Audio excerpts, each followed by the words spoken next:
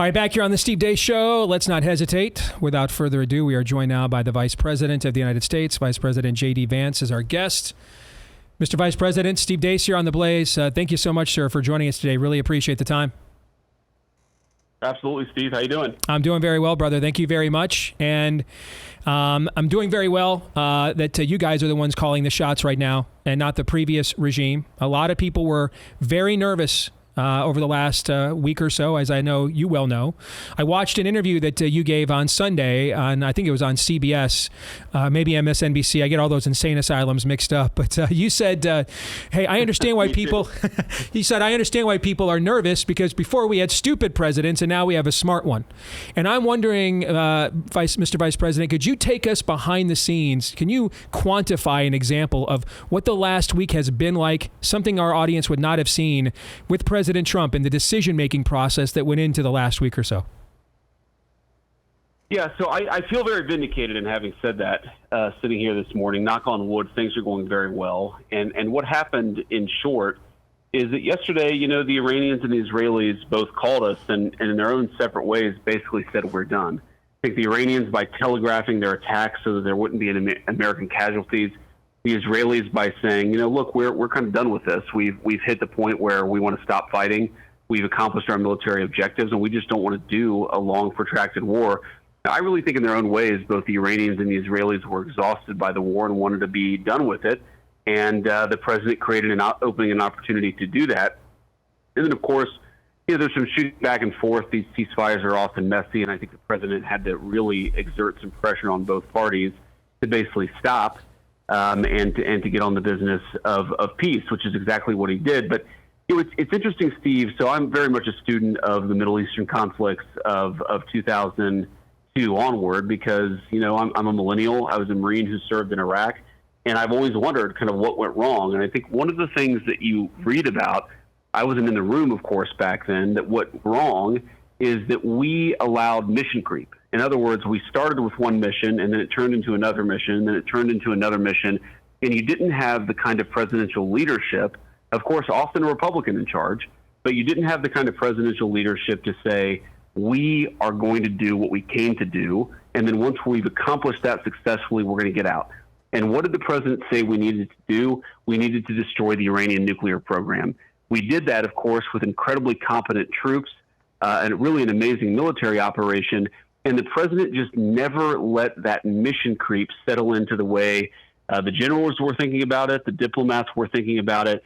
And I really have to give the president all of the credit here because I think, look, American history has told us that given the situation that he was in, every American president of pretty much my lifetime has made a bad decision in the Middle East. He was able to get in there, do what he said he was going to do, and then put the region back on the path to peace. It's really an incredible thing, and I feel very blessed to live in a country led by the President of the United States. Since you talked about you've been trying to learn lessons of past failures, what lessons, Mr. Vice President, do you think we learned about how the rest of the world did or did not respond to this? Well, I think one of the lessons that the rest of the world learned from our Middle Eastern conflicts is that they could basically count on America to make bad decisions and to permanently entrench ourselves in that region of the world, to try to build democracies, to build separate nations, sometimes even separate cultures within a country where you didn't have any democratic culture in Iraq or Afghanistan, and then we tried to create it out of thin air. And I think that a lot of those countries sort of assumed that America would always be on the hook. And I think that Donald Trump has made it very clear that the only thing the United States is going to be on the hook for is accomplishing our national objectives and our national mission. And again, that's exactly what we did. And of course, we're willing to work with anybody. We're willing to talk to anybody and engage in diplomacy to accomplish America's interests. But when we say America first, that's not a slogan for the President of the United States. He is constantly asking, what is in the best interest of our country? How do I make that happen? And how do I ensure that I don't allow mission creep or anything else to fall into what we're trying to do? I see you very active on social media. I know you're very dialed in to what's going on with our base. Our base was very unified in trusting President Trump, but I know that you also saw there was a broader debate happening about Israel and our alliance with them and how much to engage in the Middle East. I will tell you personally, I'm torn. I love Israel. I'm going to take my wife there, I hope, for our anniversary there next year. On the other hand, I've got a son-in-law in the National Guard. My son just registered for selective service. So I kind of looked at this debate last week, and I was personally torn. Here at The Blaze, lots of our hosts have various disagreements on this as well. I've told our audience for about the last year, I think you might be the best messenger I've ever seen in the Republican Party since I came of voting age. So I think you're uniquely qualified to speak into this broader debate, and I wanted to give you an opportunity to do that. What do you think? You know, you're absolutely right. I do see this debate. And I think one of the things the president has been able to thread the needle very well is recognizing that Israel is a very important ally.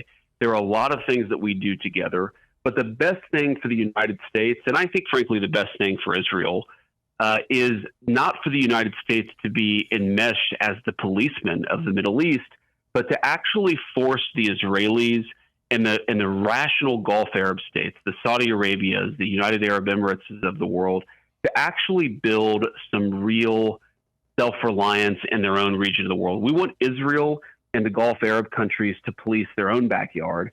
We don't want to have to serve as the policemen of the world. And I think that, you know, for friends of mine who are very pro-Israel, it is not in Israel's interest for America to be perceived as having to be stuck in the Middle East because it happens to be in the interest of Israel. The president of the United States has to anchor everything that he does to the national interest of the country. And I think, unfortunately, if we're being honest, some politicians have somehow, you know, sometimes they'll kind of pretend that there's never any misalignment, never any disagreement between Israel and the United States. I think Israel is a great friend of ours, and we are in agreement on the deep cultural value questions. But that doesn't mean that on every question of foreign policy, we're always going to be aligned. And you saw that this morning, where the Israelis were very pissed off, and I understand why they were pissed off, and really wanted to whack the hell out of the Iranians this morning. And the president of the United States said, you know what's in the best interest of the United States? Peace, and for this craziness to stop. And so he was willing to exert pressure on the Israelis. You saw that very publicly in order to stop and to get the ceasefire back on track. I think so long as we have political leaders in America who are laser focused on the United States, yes, we can be pro-Israel. Yes, we can say that our Israeli friends have a lot of, there are a lot of ways in which we can work together. Allies often do work together, but sometimes allies have disagreements. And I think we just have to be honest about that.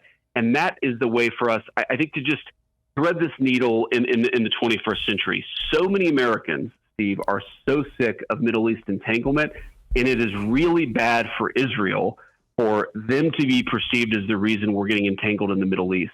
But actually, Steve, I think it's really good for Israel if they're perceived as a great and willing partner in helping us accomplish our objectives in the Middle East. I think that's what they've done over the past couple of weeks, and I suspect that's going to continue for the rest of the Trump administration. Mr. Vice President, I want to be respectful of your time, and thank you for carving out 15 minutes or so to join us here at the last minute on The Blaze, and definitely hope to do it again, brother. Thank you very much. Thanks, Steve. Take care, man. You bet. Bye. God bless.